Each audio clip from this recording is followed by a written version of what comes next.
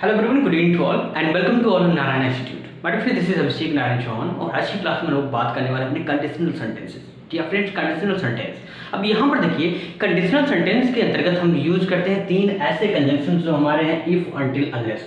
ठीक है, इन तीन कंजंक्शन का प्रयोग करते हैं तो हमारा जो सेंटेंस होता है उससे शर्त सूचक वाक्य बन जाता है हमारा। ठीक है, ये हमारे कंडीशनल सेंटेंस के कंजंक्शन है। तो use of if, until, unless को आज की इस वीडियो में हम बहुत ही डिटेल समझने वाले हैं फ्रेंड्स। और जो हमारा पैसेज आता है, ठीक है, हिंदी से इंग्लिश में ट्रांसलेट करने के लिए, उसमें कंडीशनल सेंटेंस की जो प्रयोग होते हैं बहुत ही अधिक मात्रा में होते हैं। ठीक है, अधिकतर पैसेजेस में कंडीशनल सेंटेंस लगे रहते हैं और इफ, अनटिल, अनलेस बहुत ही इंपॉर्टेंट है मेरे फ्रेंड्स। तो 5 से 7 मिनट की वीडियो में बहुत ही डिटेल समझते हैं अपने इफ, अनटिल और अनलेस को। कोई विदाउट कोई कंफ्यूजन नहीं बचेगा इस वीडियो के एंड के साथ। तो आइए देर न करते हुए शुरू करेंगे ऐसी शानदार class. Let's start the video.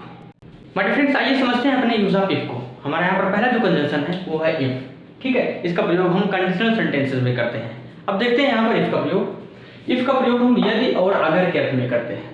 ठीक है, लेकिन याद रखिएगा कि इफ के बाद, ठीक है, इफ के बाद हमेशा बनेगा क्या? Present indefinite tense. अगर इफ के बाद आने वाला वाक्य हमारा फ्यूचर में है तो फ्यूचर में ना बनाकर हम उसे प्रेजेंट इंडेफिनिट में बनाएंगे। ठीक, प्रेजेंट इंडेफिनिट में। जैसे देखिए, यदि तुम जीवन में परिश्रम करोगे तो भविष्य में सफलता प्राप्त करोगे। तो इस सेंटेंस को आप भूल जाइए, भविष्य में सफलता प्राप्त करोगे हमारा दूसरा सेंटेंस है। पहले इफ वाले सेंटेंस को ध्यान से समझिए बात को। तो यदि यहां पर लगा हुआ है, लेकिन अब यदि के बाद जो हमारा सेंटेंस आया है, तुम जीवन में सफलता या जीवन में परिश्रम करोगे, ठीक, ये हमारा किस में है? प्रेजेंट नहीं, पास्ट नहीं, फ्यूचर इंडेफिनिट में है। तो फ्यूचर इंडेफिनिट में होते हुए भी हम इसे प्रेजेंट इंडेफिनिट टेंस में बनाएंगे, क्योंकि इफ के बाद हमेशा हम प्रेजेंट इंडेफिनिट टेंस बनाते हैं। और दूसरा जो हमारा सेंटेंस है, यहाँ पर तो के स्थान पर हम लोग कॉमा का प्रयोग करेंगे और दूसरा सेंटेंस जिस भी टेंस में होगा उसमें बनाएंगे। जैसे देखिए यहाँ पर, यदि तुम जीवन में परिश्रम करोगे, इतना हमें बनाना है। तो यदि के लिए हम सबसे पहले इफ का प्रयोग करेंगे। ठीक है, यानी इफ, यदि तुम जीवन में संघर्ष करोगे, कौन करोगे? तुम, ये हमारा सब्जेक्ट है, यानी इफ यू। तो विल का प्रयोग नहीं, प्रेजेंट इंडेफिनिट बनाएंगे। यानी यदि तुम जीवन में परिश्रम करते हो, यानी इफ यू वर्क, ठीक, in life, if you work in life, यदि तुम जीवन में परिश्रम करते हो। अब तो के स्थान पर कॉमा लगाएंगे। तो भविष्य में सफलता प्राप्त करोगे, कौन प्राप्त करोगे? तुम, यानी यही सब्जेक्ट हमारा यहां भी है, यानी यू विल गेट सक्सेस, ठीक, इन फ्यूचर, राइट। तो यहां पर देखिए, इफ के बाद जो हमारा सेंटेंस बना है वो है present indefinite. If you work in life, यदि तुम जीवन में परिश्रम करोगे। और दूसरा सेंटेंस हमारा जो है फ्यूचर इंडेफिनिट में था, तो उसे हम फ्यूचर इंडेफिनिट में बना दिए हैं। और पहला भी फ्यूचर इंडेफिनिट में था, लेकिन उसे हम प्रेजेंट में बनाए, क्योंकि इसके बाद वाला सेंटेंस अगर फ्यूचर इंडेफिनिट में है तो उसे हम प्रेजेंट इंडेफिनिट बनाते हैं, राइट। और अगर प्रेजेंट टेंस में है तब भी हम उसे प्रेजेंट इंडेफिनिट बनाते हैं। सेकंड सेंटेंस देखते हैं, अगर वह यहाँ आए तो मैं उसे मिलूंगा। अब यहाँ भी देखिए, अगर के लिए इफ का प्रयोग किया, तो चाहे यदि लगा रहे चाहे अगर लगा रहे। तो अगर वह यहाँ आए, कौन हुआ? यानी इफ ही कम्स हियर हो जाएगा, यहाँ पर कम्स हियर। यदि वह यहाँ आए, मैं उससे मिलूंगा, तो के लिए कॉमा का प्रयोग किया, मैं उससे मिलूंगा, यानी आई विल, ठीक, मीट हिम। थर्ड सेंटेंस है, मैं तुम्हें नहीं पढ़ाऊंगा अगर तुम समय पर फीस नहीं जमा करोगे। अभी तक आपने क्या देखा? यदि और अगर सेंटेंस के शुरुआत में लगा होता था तब हम इफ का प्रयोग सेंटेंस के शुरुआत में करते थे, लेकिन यहाँ पर अगर बीच में आ गया है, ठीक है, तो रूल नंबर सेकंड कहता है कि इफ का प्रयोग अगर बीच में करना हो तो बीच में भी करेंगे। ठीक है, तब भी हम बीच में प्रयोग करके जो इफ के बाद सेंटेंस होगा हमारा उसे प्रेजेंट इंडेफिनिट बनाएंगे। कहने का मतलब यह है कि इफ का प्रयोग चाहे शुरुआत में करें चाहे बीच में करें, इफ के बाद बनने वाला जो सेंटेंस होगा प्रेजेंट इंडेफिनिट टेंस में ही होगा। अब यहाँ पर देखिए, मैं तुम्हें पढ़ाऊंगा, नहीं पढ़ाऊंगा, राइट। तो इसे पहले बना लीजिए, कौन नहीं पढ़ाऊंगा? मैं, यानी आई शैल नॉट कर दीजिए यहाँ पर, टीच, किसे नहीं पढ़ाऊंगा? तुम्हें, ऑब्जेक्ट यू। तो I can not teach you, मैं तुम्हें नहीं पढ़ाऊंगा।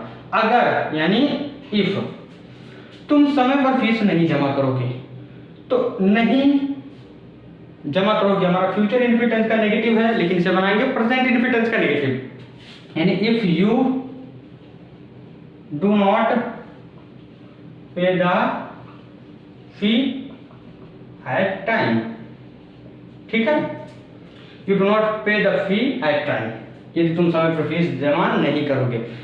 अब फोर्थ सेंटेंस है, अगर बारिश हो रही है तो तुम्हें छाता ले लेना चाहिए। अब यहाँ पर देखिए, अगर सेंटेंस की शुरुआत में तो आया है लेकिन बारिश हो रही है, ये हमारा प्रेजेंट कंटिन्यूएशन का सेंटेंस है। तो रूल नंबर थर्ड आप ध्यान दीजिए कि इफ के बाद यदि प्रेजेंट कॉन्टिन्यूअस या प्रेजेंट परफेक्ट, ठीक, अगर आता है तो हम उसे वैसे ही बना रहने देते हैं, ठीक है। यानी इफ के बाद प्रेजेंट कॉन्टिन्यूअस आया तो प्रेजेंट कॉन्टिन्यूअस बनाएंगे, और प्रेजेंट परफेक्ट आया तो उसे प्रेजेंट परफेक्ट ही बनाएंगे, ना कि उसे हम प्रेजेंट इन्फिनिट बनाएंगे। जैसे देखिए यहाँ पर, अगर बारिश हो रही है यानी इफ, अब बारिश होना यानी एक सब्जेक्ट के रूप में is raining, if it is raining, हमने प्रेजेंट कॉन्टिन्यूअस बना लिया, अब तो के लिए कॉमा का प्रयोग किया, ठीक। यानी इफ इट इज रेनिंग, तुम्हें छाता ले लेना चाहिए, यानी you should take an umbrella, ठीक है। अब फिफ्थ सेंटेंस है, अगर तुमने उसे गाली दिया है तो वह तुम्हें पीटेगा। तो अगर यानी इफ गाली दिया है हमारा क्या है, प्रेजेंट परफेक्ट, तो इसे हम प्रेजेंट परफेक्ट ही बनाएंगे। यानी इफ यू हैव अब्यूज्ड, किसे, उसे, यानी him, if you have abused him, अगर तुमने उसे गाली दिया है तो के लिए कॉमा का प्रयोग किया, वह तुम्हें पीटेगा, यानी ही विल बीट यू, ठीक है। तो उम्मीद करता हूं इफ के प्रयोग को बहुत अच्छे से आप लोग समझ चुके होंगे। एक बार फिर से समझ लेते हैं कि इफ का जब हम प्रयोग करते हैं तो इफ के बाद अगर हमारा सेंटेंस प्रेजेंट टेंस में है या फ्यूचर टेंस में है, ठीक है, तो इफ के बाद हमारा प्रेजेंट इनडेफिनिट टेंस बनेगा। और यदि इफ के बाद जो हमारा सेंटेंस प्रेजेंट कॉन्टिन्यूअस या प्रेजेंट परफेक्ट आ जाता है, तब हम प्रेजेंट कॉन्टिन्यूअस में ही बनाएंगे और प्रेजेंट परफेक्ट में बनाएंगे। लेकिन ध्यान रखिए कि केवल दो ही टेंस, प्रेजेंट कॉन्टिन्यूअस और प्रेजेंट परफेक्ट, इन दोनों में परिवर्तन नहीं होगा और सभी में चेंजेस हो जाएंगे। इफ का प्रयोग हम सेंटेंस की शुरुआत में भी करते हैं, आपने देखा, सेंटेंस के बीच में भी करते हैं, ठीक है। तो अगर बीच में करते हैं तब भी बीच से हम सेंटेंस की शुरुआत जो करेंगे वो हमारा प्रेजेंट इनडेफिनिट टेंस में होगा। तो उम्मीद करता हूं दोस्तों आप लोग इसके प्रयोग को बहुत अच्छे से समझ चुके होंगे। अब आइए देख लेते हैं अपने अनटिल और अनलेस के प्रयोग। डिफरेंस अनटिल और अनलेस का प्रयोग। अब यहाँ पर देखिए, अनटिल और अनलेस, ठीक है, अनटिल और अनलेस का प्रयोग हम जब तक और तब तक के अर्थ में करते हैं, ठीक है। दोनों का प्रयोग ही जब तक और तब तक के अर्थ में करते हैं। अब बात आती है दोनों का प्रयोग करते हैं, लेकिन कब कब हम किसका प्रयोग करेंगे, ठीक है। तो कंडीशंस है, अनटिल का प्रयोग हम समय सूचक वाक्यों के लिए करते हैं, जबकि अनलेस का प्रयोग हम शर्त सूचक वाक्यों के लिए करते हैं। शर्त सूचक यानी कोई कंडीशन हो, अभी समझते हैं हम अच्छे से। और जैसे हमने अभी देखा कि इफ के बाद हमारा प्रेजेंट इनडेफिनिट होता था, ठीक है, सेम उसी तरह अनटिल और अनलेस, ठीक है, इसके बाद में हमारा प्रेजेंट इनडेफिनिट ही बनेगा, प्रेजेंट इनडेफिनिट, ठीक है। तो इफ, अनटिल और अनलेस के बाद जो बनने वाला सेंटेंस होता है हमारा प्रेजेंट इनडेफिनिट टेंस होगा, ठीक है। अगर वो हमारा फ्यूचर में है या प्रेजेंट में है तो फ्यूचर प्रेजेंट में ना बनाकर हम केवल प्रेजेंट इनडेफिनिट टेंस में बनाते हैं। क्लियर है फ्रेंड्स? लेकिन यहाँ पर अनटिल और अनलेस में एक अंतर और आ जाता है कि इफ का छोड़िए, इफ का हो गया, अनटिल और अनलेस के बाद हम नॉट का प्रयोग नहीं करते हैं जबकि सेंटेंस हमारा नेगेटिव होता है, क्योंकि अनटिल और अनलेस ये जो दोनों वर्ड्स हैं ये अपने आप में ही पहले से ही नेगेटिव वर्ड है, ठीक है। जब तक तब तक, मतलब इसका है जब तक नहीं तब तक नहीं। अनलेस और अनटिल का मतलब यही होता है। जैसे देखिए यहाँ पर, जब तक वह सही से नहीं पढ़ेगा तब तक वह पास नहीं होगा।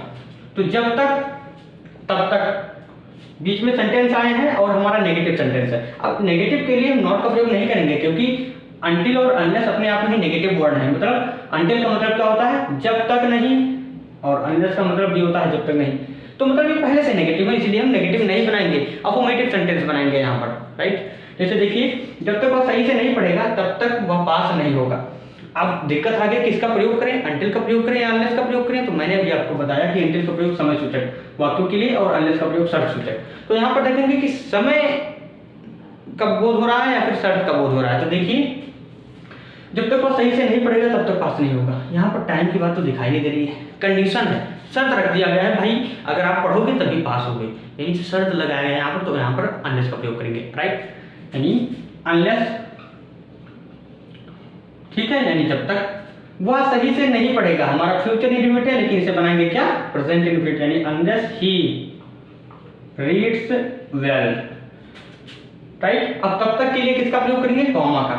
तो इतना मीनिंग क्या निकला यहाँ से, इतने का मीनिंग क्या निकल रहा है देख लेते हैं। अनलेस ही रीड्स वेल, मतलब जब तक वह सही से नहीं पढ़ेगा, मीनिंग हो गया हमारा, ये नहीं लिखेंगे, नॉट का प्रयोग नहीं करेंगे, अब वह पास नहीं होगा, यानी ही विल नॉट पास। इधर वाला जो हमारा जिस भी टेंस में होगा उसमें बना लीजिए। जब तक पुलिस नहीं आएगी हम यहाँ ठहरेंगे, यानी यहाँ पर समय का बात हुआ है कि जब तक 2-4 घंटे तक पुलिस नहीं आती, तो 2-4-10 मिनट में पुलिस नहीं आएगी तब तक मैं ठहरूंगा भी, ठीक। तो यहाँ पर समय की बात हुई इसलिए अनटिल का प्रयोग, यानी अनटिल, ठीक है, पुलिस नहीं आएगी यानी अनटिल द पुलिस, बिल का प्रयोग नहीं, कम हो जाएगा हमारा यहाँ पर। इसे हम प्रेजेंट इंडिफिनिट बनाएंगे, नेगेटिव, यानी नहीं लिखेंगे यहाँ पर नॉट, क्योंकि अपने आप में ही नेगेटिव है, यानी until the police came, come, हम यहाँ ठहरेंगे, यानी we shall stay here, right. Third sentence है जब तक वह मुझे क्षमा नहीं करेगा तब तक मैं खड़ा रहूंगा। यहाँ पर कंडीशन की बात होगी कि भैया कि क्षमा कर दो, नहीं खड़ा रहूंगा तब तक। तो कंडीशन यहाँ पर शर्त रखा गया है। तो जब तक के लिए अनलेस का प्रयोग, यानी अनलेस, ठीक है, वह मुझे क्षमा नहीं करेगा, नहीं का मीनिंग लिखेंगे नहीं, यानी ही। अब करेगा हमारा क्या है, फ्यूचर इंडिफिनिट बनाएंगे, प्रेजेंट इंडिफिनिट, यानी अनलेस ही पार्डन, पार्डन हो गया। अब ही हमारा सिंगुलर है यानी पार्डन्स हो जाएगा, यानी अनलेस ही पार्डन्स मी, तब तक के लिए कॉमा लगा देंगे, मैं खड़ा रहूंगा, यानी आई, ठीक है। शैल रिमेन मतलब हो जाएगा रहना, और स्टैंडिंग मतलब खड़ा, यानी आई शैल रिमेन स्टैंडिंग, राइट। जब तक वह भोजन नहीं लाता है तब तक उसके पिताजी खेत में काम करते हैं। तो जब तक के लिए, अब यहाँ पर क्या समय की बात हुई है ना, कि मान लीजिए आधे घंटे में वो भोजन लाता है, 10 मिनट में भोजन लाता है, यानी जब तक, जिस समय तक वो भोजन नहीं लाता है तब तक उसके पिताजी खेत में काम करते हैं, यानी समय की बात हुई, इसलिए अनटिल का प्रयोग करेंगे, यानी अनटिल, ठीक है, वह भोजन नहीं लाता है, कौन, वह हो जाएगा यहाँ पर अनटिल ही, ठीक है, नहीं का मीनिंग नहीं लिखेंगे, यानी अनटिल ही, ठीक। अब ब्रिंग मतलब हो जाता है लाना, यह जुड़ जाएगा, अनटिल ही ब्रिंग्स क्या लाता है, भोजन, यानी ब्रिंग्स द फूड, तब तक के लिए कॉमा का प्रयोग किया यहाँ पर, देखिए ये। तो अनटिल ही ब्रिंग्स फूड, यानी जब तक वह भोजन नहीं लाता है, कॉमा का प्रयोग किया तब तक के अर्थ में, उसके पिताजी खेत में काम करते हैं, कौन, उसके पिताजी, यानी हिज फादर वर्क्स, काम करते हैं कहाँ पर, खेत में, यानी इन द फील्ड, राइट। तो दोस्तों उम्मीद करता हूँ इफ, अनटिल और अनलेस, इन तीनों कंजंक्शन से रिलेटेड कोई भी डाउट, कोई भी कंफ्यूजन नहीं बचा आपके माइंड में, और सभी प्रकार के सेंटेंसेस को मैंने आपको डिटेल समझा दिया है। ये हमारे कंडीशनल सेंटेंस होते हैं, शर्त सूचक वाक्य होते हैं, ठीक है। ये हमारे कंडीशनल सेंटेंस के कंजंक्शन है, इफ, अनटिल और अनलेस। एक बार फिर से देख लेते हैं, रिकॉल कर लेते हैं।